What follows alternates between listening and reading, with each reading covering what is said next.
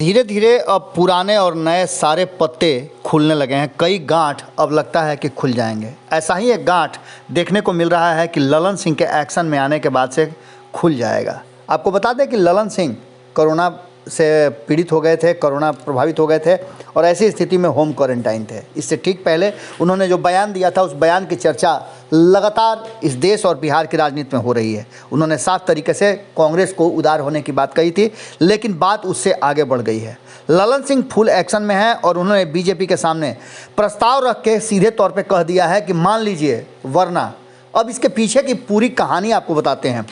जैसा कि आप सभी जानते हैं कि हमने आपको बताया था और आपने सुना भी होगा कि ये चर्चा सरेआम थी कि जैसे ही 5 राज्यों के चुनाव की घोषणा हो जाएगी, तिथियों की घोषणा होते ही बहुत कुछ बदलने वाला है और राजनीति खूब जम करके होगी और होना भी लाजमी है, क्योंकि चुनाव हैं और इसको लेकर के 2024 की रणनीति बनाई जा रही है। हालांकि भारतीय जनता पार्टी के लिए सबसे पहला जो लक्ष्य है वो है कि इन 5 राज्यों में अपना सिक्का जमाना, लेकिन इसके लिए उसे बहुत सारी चीज़ों की ज़रूरत पड़ेगी, जिसमें नीतीश कुमार भी एक अहम हिस्सा है और वो भी उत्तर प्रदेश जैसे बड़े राज्य में जहां भारतीय जनता पार्टी का जीतना और सत्ता में आना बहुत ज़रूरी है, क्योंकि इस पर निर्भर करता है आने वाला 2024 के चुनाव में प्रधानमंत्री के रूप में एक बार फिर से नरेंद्र मोदी को बैठाना। लेकिन इसके ठीक पहले जो चीज़ें सामने आ रही हैं कि ललन सिंह केंद्रीय मंत्री जो वित्त मंत्री हैं निर्मला सीतारमण उनसे मिल चुके हैं और मिल करके उन्होंने बहुत सारी बातें उनके सामने रखी हैं। अब उन बातों को दोहराते हुए कहा यह जा रहा है कि ललन सिंह ने एक बार फाइनल तौर पे पूछ लिया है कि क्या हमारी बातें और हमारी मांग जो है वो मानी जाएंगी या नहीं मानी जाएंगी। आपको बता दें कि मामला को लेकर के राष्ट्रीय जनता दल जितना ज़्यादा मुखर है, वही बातें अब सामने भी आने लगी हैं। आपको पता है कि किस तरह से जब बिहार का बंटवारा हो रहा था तो लालू प्रसाद ने स्पष्ट तरीके से इस बंटवारे को गैर जरूरी बताया था और कहा था कि इससे बिहार फिसड्डी राज्यों में शामिल हो जाएगा, क्योंकि जो भी आय के साधन है और राज्य के इनकम हो रहे हैं वो सारे तो झारखंड में चले जाएंगे। ऐसी स्थिति में 2000 में विभाजन के बाद केंद्र सरकार में और तत्कालीन प्रधानमंत्री अटल बिहारी वाजपेयी ने कई ऐसी योजनाएं बनाई थी बिहार के विकास के लिए।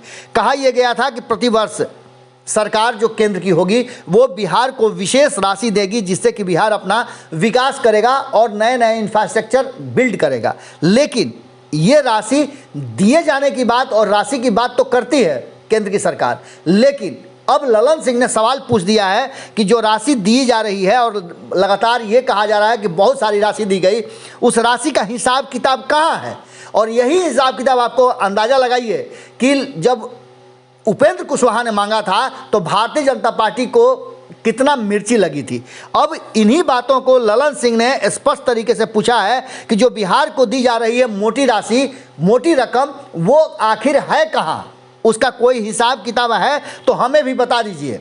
ललन सिंह का स्पष्ट कहना है कि विशेष राज्य का दर्जा मिलने तक बजट में विशेष प्रावधान यदि नहीं किया जाता है तो बिहार लगातार पिछड़ रहा है, जैसा कि नीति आयोग की रिपोर्ट भी आ रही है। अब इन सारी बातों को लेकर के ललन सिंह ने फाइनल अल्टीमेटम दे दिया है कि अगर बिहार को विशेष राज्य का दर्जा या विशेष पैकेज, विशेष राशि, विशेष सहायता अगर नहीं दी जाती है तो ऐसी स्थिति में परिणाम बेहतर नहीं होंगे। उन्होंने कहा है कि बिहार के विकास की रफ्तार को बढ़ाने के लिए नीतीश कुमार जी अपने जो राज्य के संसाधन है उससे भरसक प्रयास कर रहे हैं, लेकिन बिना केंद्र के सहयोग के और केंद्रीय अंशदान के ये संभव नहीं है।